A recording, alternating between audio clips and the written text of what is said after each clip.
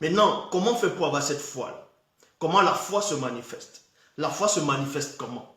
Vu que pour avoir la foi en quelque chose, pour avoir la foi en quelqu'un, il faut au préalable voir la personne ou entendre la personne ou savoir que la personne existe.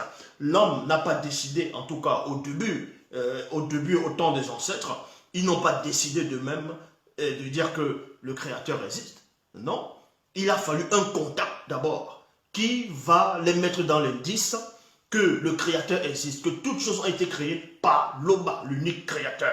Et comment ça se produit? Est-ce qu'il va se manifester en face de toi? Non, l'Oba ne se manifestera pas en face de toi parce qu'il n'est pas une créature. L'Oba n'est pas un homme, rien ne le contient, la création ne le contient pas. Il est hors de toute réalité, en dehors de tout ce que vous pouvez imaginer ou concevoir. Donc comment ça se produit? Comment ça se produit?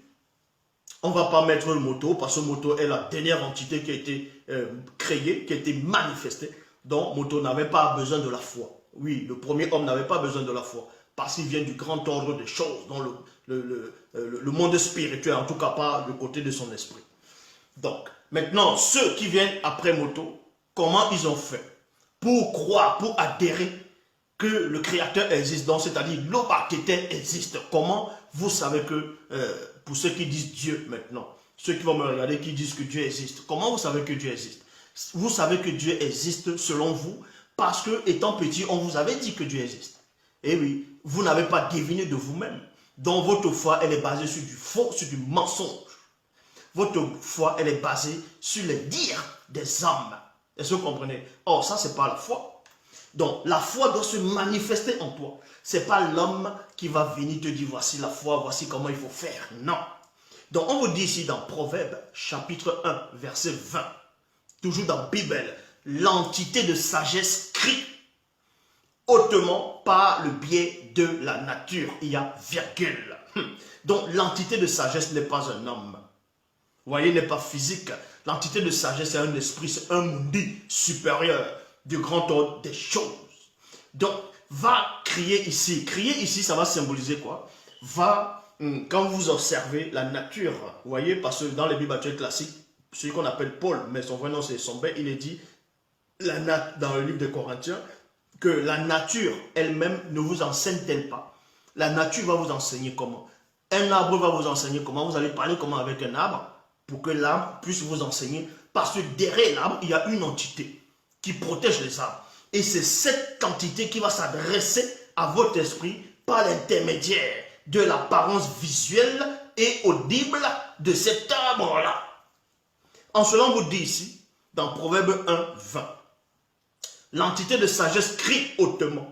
C'est-à-dire que quand vous observez les nuages, vous observez, pour ceux qui ont peut-être des télescopes, qui vont essayer de regarder l'univers, les étoiles, tout ça, d'autres qui vont à l'océan, ils vont regarder, d'autres disent le coucher de soleil, ils vont regarder, mais le soleil ne se couche pas parce que le soleil, voilà, le soleil ne va pas se coucher.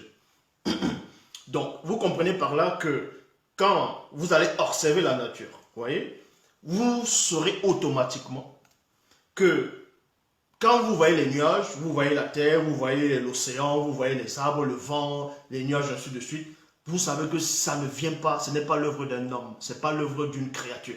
C'est l'œuvre de quelqu'un qui est plus grand qu'une créature, de quelqu'un qui ne vit même pas dans le visible, qui n'est pas contenu dans le visible, qui est au-delà de l'équation métaphysique, qui est au-delà de tout ce que vous pouvez imaginer ou concevoir.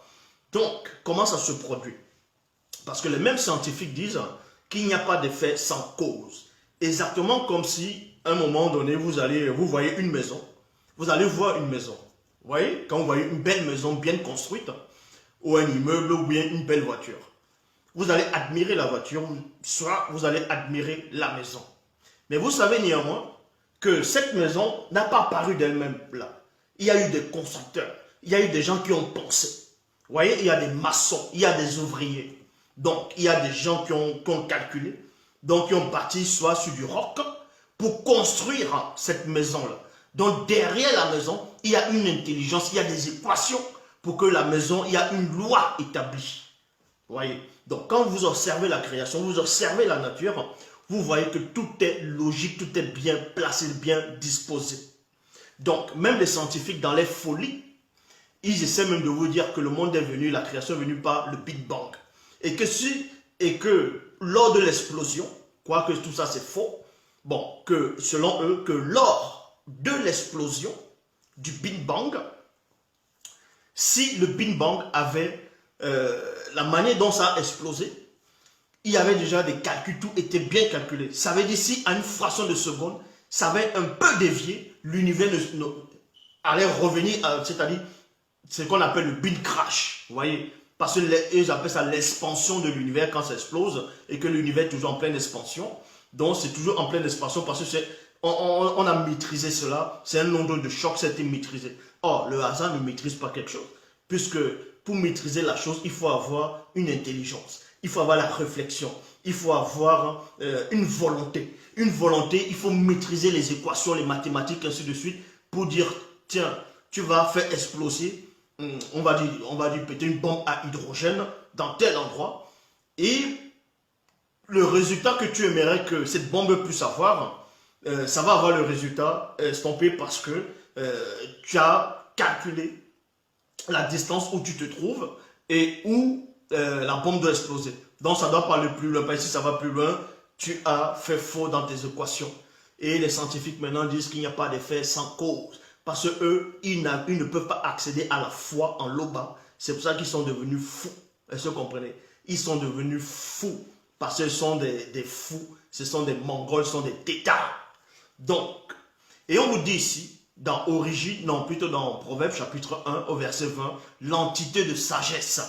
Donc, Mdima Mbiye, Mdima Dibiye, Dibiye, c'est le savoir, la sagesse. Donc, Mdima Dibiye crie hautement par le biais de la nature. Elle fait entendre sa voix par les manifestations des œuvres, de la manifestation de la volonté du Tété. Donc, ça veut dire que quand tu observes la nature, dans ta compréhension, parce que dans chaque homme, il y a ce qu'on appelle la loi naturelle. Et cette loi, c'est la loi morale, elle réside au fond de ton moi intérieur, dans ton esprit et ton âme. Et quand tu médites, ton esprit à l'intérieur saura que ce qu'il est en train de voir à travers les yeux de son âme et par l'intermédiaire des yeux physiques de ton corps, ton esprit et toi à l'intérieur de toi, tu sauras que il y a une force puissante qui a manifesté ceci. Que ça ne peut pas être un homme ordinaire, ça ne peut pas être une créature, donc forcément, certains vont dire c'est une force gigantesque, d'autres vont dire c'est le tout-puissant, d'autres vont dire c'est un gros ordinateur qui est assis, un ordinateur, on va dire, comme artificiel, ainsi de suite. Bref, peu importe le nom qu'ils vont nommer. Mais toujours est-il que pendant votre méditation, quand l'homme va voir, selon ce que Proverbe 1:20 dit, l'entité de sagesse sera en contact direct avec celui qui cherche, sera en contact avec l'esprit de ceux qui observent. Et quand tu observes, tu verras que tout ce qui t'entoure a été créé par, on ne va pas dire par un être supérieur, parce que l'Oba n'est pas un être. Il est hors de ce qu'on la condition de l'être. Or, ce sont les croyants de ce monde, de toute forme de religion, qui appellent Dieu un être supérieur, une divinité. Or, l'Oba est hors de ça, il est au-delà de la divinité. Donc, vous comprenez que néanmoins, pendant votre méditation, même si vous ne croyez pas au départ, vous n'avez pas encore la foi. Vous voyez, vous ne croyez peut-être pas encore. Quand vous allez observer la création, vous allez observer la création, la nature, le paysage, ainsi de suite, et que vous allez prolonger votre conscience dans comment c'est arrivé comment, c'est à partir de là que vous vous intéressez maintenant, que vous allez vous intéresser maintenant à qui c'est, comment le monde est venu, comment la création est arrivée, comment, avec un bon esprit. Avec un bon esprit. Pas un esprit de tromperie, pas un esprit pour pouvoir dire que bon, je veux connaître et puis je vais expliquer des choses pour montrer que je suis un savant. Non. Il faut être humble. Et quand vous devenez humble pour comprendre la création, il y a maintenant l'entité qui est en charge de ce qu'on appelle la simplicité, l'ombre. Donc maintenant, et vous discernez maintenant. Et c'est là où l'entité du discernement va vous donner la capacité de savoir que personne, je dis bien personne, que toutes choses ont été créées par l'Oba. Donc pendant votre méditation, vous allez comprendre qu'il y a une force qui est derrière. Mais vous ne localisez pas encore cette force. Vous n'avez pas encore le temps de nommer cette force, ni la forme de cette force. Vous voyez, d'autres vont dire que c'est une force cosmique qui a manifesté tout. Non, c'est faux. Au-delà de la force cosmique, il y a la force spirituelle. Parce que le spirituel est plus puissant que le cosmique. De ce qui est cosmique, le cosmos. Donc, et on vous dit ici, l'entité de sagesse crie hautement par le biais de la nature, elle fait entendre, non, elle a fait retentir sa voix par la manifestation des œuvres de la manifestation de la volonté de l'Oba. Et c'est là où la foi va venir. Ça veut dire que si vous êtes sérieux dans votre recherche, si vous cherchez réellement que à l'intérieur de vous, que qui a créé ce monde, comment le monde est venu, la création, vous allez savoir que forcément, certains vont dire qu'il y a quelqu'un qui a créé le monde. D'autres vont dire, comme j'ai dit au départ, une force. Mais pendant votre méditation, si vous êtes humble, si vous voulez réellement connaître le Créateur et que vous n'avez pas encore la foi, voici maintenant ce que Essombe explique ici dans Essombe chapitre 4 au verset 23. Après leurs arrivées, virgule, Essombe et ses compagnons réunirent les autres initiés de Wassé Mutonga dans Afrique centrale et racontèrent tout ce que le verbe de l'Oba avait fait avec ceux, non plutôt avec eux, et comment il avait réouvert la porte de la foi qui avait été fermée aux autres territoires de Wassé. Point. Ça veut dire quoi? La foi, il faut une porte. Dans chaque chose qui existe, il y a une porte derrière. Et derrière chaque porte, la porte va se manifester en tant que mundi, un esprit. Donc, dans tout ce que vous faites, il y a une porte. Il y a une porte. Donc, on vous dit ici, la foi vient d'une porte. Comment ça vient d'une porte? Or, il faut qu'une porte s'ouvre. Et la porte, ça peut être quoi? Ça peut être votre état de conscience. Ça va être une émotion par rapport à votre méditation. Donc, et on sait que la foi vient de ce qu'on entend. La foi vient de ce qu'on entend. Et ce qu'on entend, c'est le verbe de l'Oba. Maintenant, la foi va venir comment? Est-ce que tu vas entendre la parole de l'Oba audiblement? Comme vous m'entendez là, au départ, non. Puisque l'Oba ne parle pas directement à un homme. Mais vous allez entendre cette foi comment? Il y a plusieurs formes de langage. Il y a le langage, on va dire, audible qu'on va entendre, il y a le langage télépathique, il y a le langage, il y a toutes formes, langage corporel, ainsi de suite. Et visuel, et intellectuel, moral, ainsi de suite. Donc, pendant votre méditation, et que vous êtes sincère, vous obéissez d'abord à la loi qui est établie dans votre âme, dans votre esprit, donc la loi morale. Vous ne tuez pas, vous n'allez pas commettre l'adultère, vous n'allez pas tromper votre femme, vous n'allez pas tromper votre mari, vous ne couchez pas, un homme ne couche pas avec un homme, une femme ne couche pas avec une femme, ça sont des abominations, et vous n'allez pas tuer des gens, vous n'allez pas escroquer des gens. Ça dit que vous obéissez déjà à la loi qui a été établie par le verbe du Créateur à l'intérieur de vous, toutefois sans même connaître déjà le Créateur. C'est ce qu'on appelle maintenant, il y a la lutte entre la notion du bien et du mal. Maintenant, quand vous vous orientez dans ce bien-là et que vous cherchez à connaître qui a créé toute chose, c'est là où maintenant la porte va s'ouvrir. La porte, c'est l'émotion. C'est une grande émotion qui va s'ouvrir, donc une conscience d'apprendre. Donc, vous allez élargir votre conscience, vous allez transcender votre conscience dans l'observation des ouvrages de la manifestation de la volonté de l'Oba.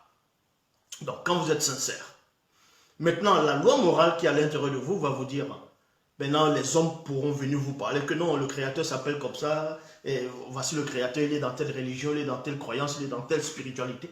Maintenant, vous raisonnez. Maintenant, vous avez cette loi morale, dans cette loi morale que tout homme a, il y a le raisonnement dedans, il y a la sagesse, il y a le discernement, il y a tout dedans. Ça veut dire quoi? Que logiquement, on ne va pas vous tromper. Logiquement, si on vous dit que le Créateur c'est un homme, il est venu sur la terre, il s'est fait fouetter par ses créatures, on l'a tué sur la croix. Vous allez trouver que, mais c'est pas logique.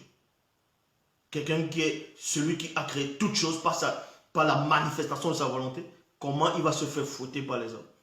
Il va se faire fouetter comment? Donc vous voyez déjà, que c'est pas logique. Un Dieu qui va vous dire, allez massacrer les gens, tuer des gens, prenez les terres, il ne faut pas manger telle viande, ainsi de suite. Vous voyez que c'est pas logique. Vous pensez que le Créateur a... Non mais sérieux. C'est comme si vous allez vous adresser à une fourmilière, vous avez créé une fourmilière avec des milliards de fourmis. Et vous demandez à quelques fourmis, bon, vous là, vous ne devez pas manger ça là que j'ai créé. Toi là, allez massacrer les autres fourmis. Mais vous pensez que vous avez quelque chose à faire? Que le Créateur... Non mais sérieux. Non mais attendez. Donc, la porte doit s'ouvrir. Et la porte s'ouvre parce que premièrement, vous êtes en contact avec la loi morale qui est à l'intérieur de vous.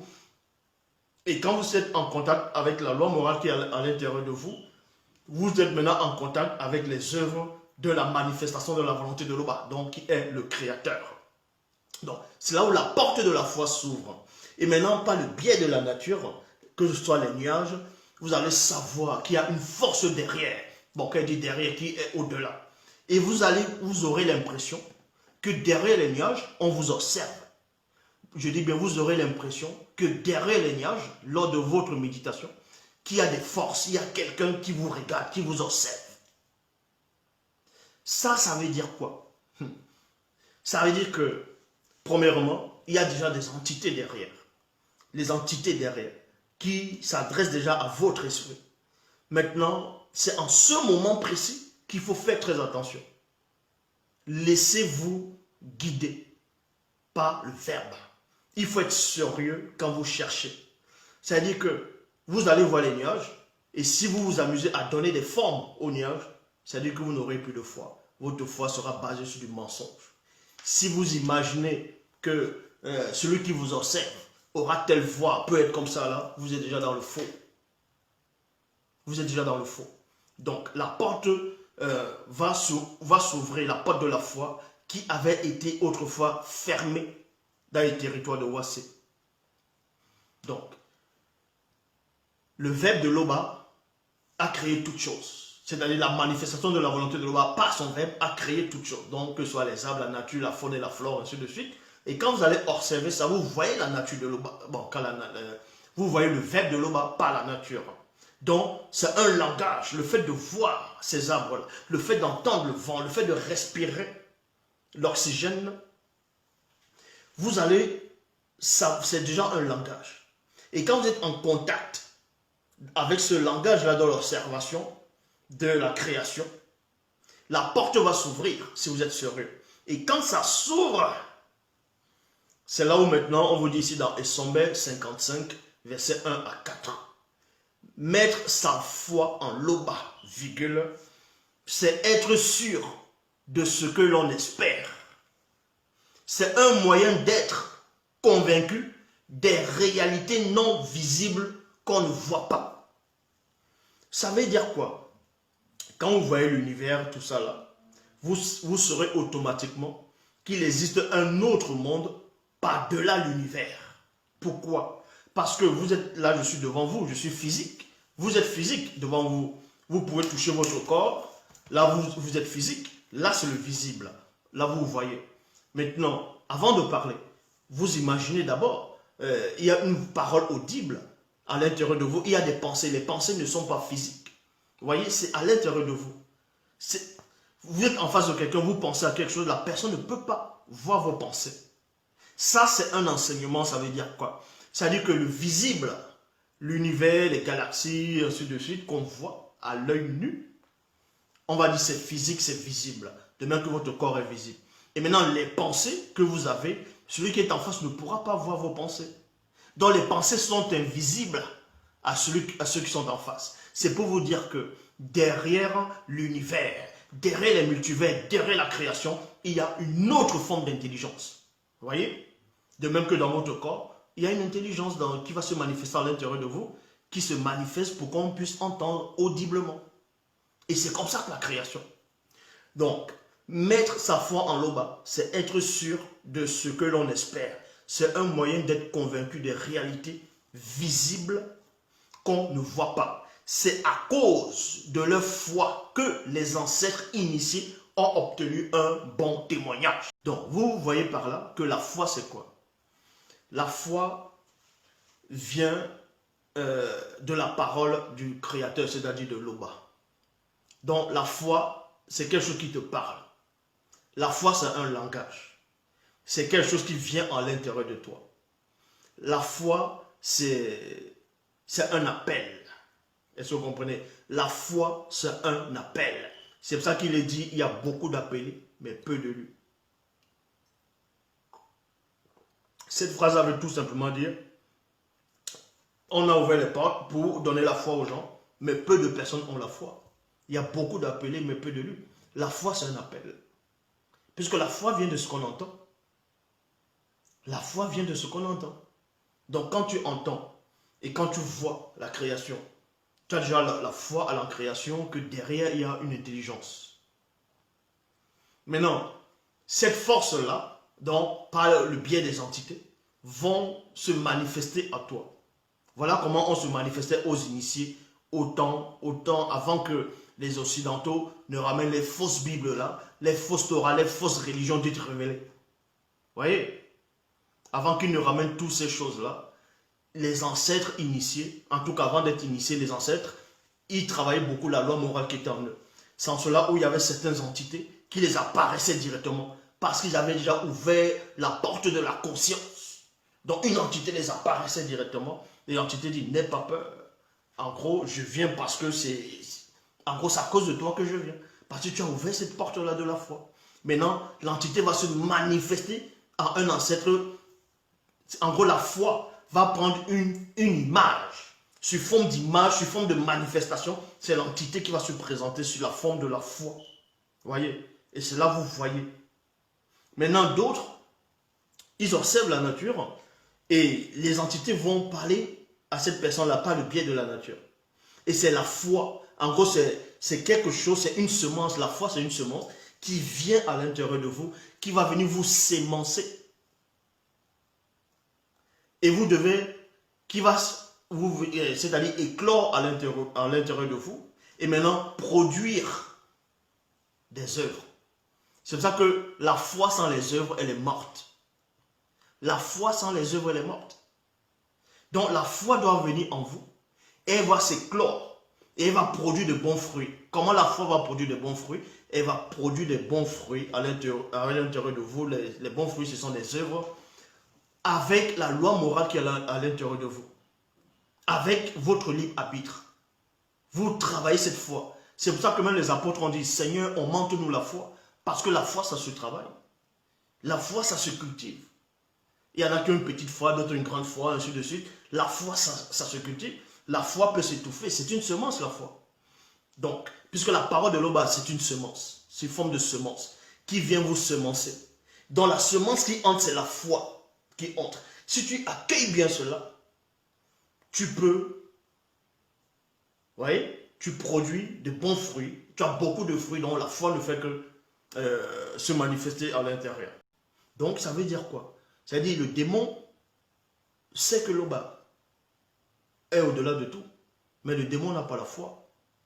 Puisque la foi manifeste l'espérance. La foi manifeste, vous voyez, quand vous avez la foi, ça va éclore. Et maintenant, la foi va manifester une autre émotion dans la vérité. Cette émotion-là, pas des sensations, mais l'émotion-là qui va s'éclore, ça va être l'espérance. La foi manifeste l'espérance. Ça va manifester l'espérance en qui? Ça va manifester l'espérance par le même canal de votre foi, donc par la parole de celui dont tu as cru. Donc tu vas espérer à celui qui est l'auteur de la foi. C'est ça maintenant on appelle l'espérance. Et tu vas espérer quoi? Dans l'espérance, il y a maintenant la confiance. Parce que quand tu espères, il y a la confiance. Et pour qu'il y ait la confiance, vous avez déjà, il y a ce qu'on appelle l'expérience. Donc, vous avez déjà, il y a déjà eu un lien entre vous. Il y a déjà eu un lien entre celui qui manifeste la semence et celui qui accueille la semence. Et la semence se développe. Donc, et c'est ce lien-là maintenant entre le Créateur et toi. Bon, entre le Créateur et la créature, et le visible. Donc, entre le verbe du Créateur et le visible. C'est la semence. Ça vient en vous. Et ça se manifeste dans le visible. Ça s'appelle la foi. Et quand cette foi, tu la travailles, ça manifeste les œuvres. Donc, ça réveille la loi morale qui est à l'intérieur de vous. Et maintenant, vous êtes une bonne personne. Et maintenant, quand vous devenez une bonne personne, cette foi-là qui est à l'intérieur de vous va vous parler. Parce que cette foi-là ne vient pas de vous. Cette foi vient de la semence, du Verbe, du Créateur. Donc, cette foi-là maintenant qui se développe à l'intérieur de vous, va vous donner l'espérance. Parce que dans la foi, il y a un code. Dans la foi, il y a un schéma. Dans la foi, ce sont des équations. Donc, dans la foi, il y a des portes. Il y a des branches dans la foi. Il y a des étapes dans la foi. Donc, la foi, d'abord, on te met en contact avec que le Créateur est là. C'est lui qui a créé toutes choses. Ça, c'est la base de la foi. Maintenant, tu travailles cette foi. Ça manifeste les bonnes œuvres. Et dans cette foi, ça te donne l'espérance. Donc, ça ouvre une autre porte à l'espérance de la vérité, l'amour véritable. Donc, et dans cette foi-là, qui est en même temps la semence, qui est le Verbe, va vous révéler dans votre cheminement, dans votre marche, que le Créateur manifeste la bonté. Que le Créateur n'est pas ce qu'on pense de lui. Bon, on pense de lui, de ce que les gens disent. Qu'il est mauvais, qu'il laisse l'injustice, il prend la polygamie, il force les gens d'adhérer à lui, ainsi de suite. La foi qui est là, c'est la semence qui te guide, va t'éclairer. Et maintenant, pas que tu verras, tu sauras que le Créateur, on ne va même pas dire bon, il est au-delà de la bonté. Et maintenant, quand tu vas voir, quand tu sauras, c'est là maintenant tu vas adhérer. Tu vas voir, il y a l'espoir, il y a maintenant ce qu'on appelle, qu'est-ce que j'ai dit tantôt, bon, les esprits là viennent un peu essayer de me, pour que je puisse pas, ça les énerve là, ces esprits là. Voilà, l'espérance. La foi va manifester l'espérance. Et maintenant, dans ce qu'on appelle l'espérance, dans espérance, il y a ce qu'on appelle espère. Vous voyez, tu espères à quelque chose. Donc, espérer, c'est quoi? Tu veux quelque chose. C'est cette foi-là qui va te dire que si tu fais ça, tu as tel truc, on va te donner ça. Maintenant, tu espères qu'on te donne cette chose-là. Ça s'appelle l'espérance. Et maintenant, dans cette espérance, il y a maintenant il y a l'amour. Dans l'espérance, il y a la confiance. Parce que tu as confiance en cette semence. La semence te dit, fais confiance à celui qui m'a manifesté. Donc, tu as maintenant la confiance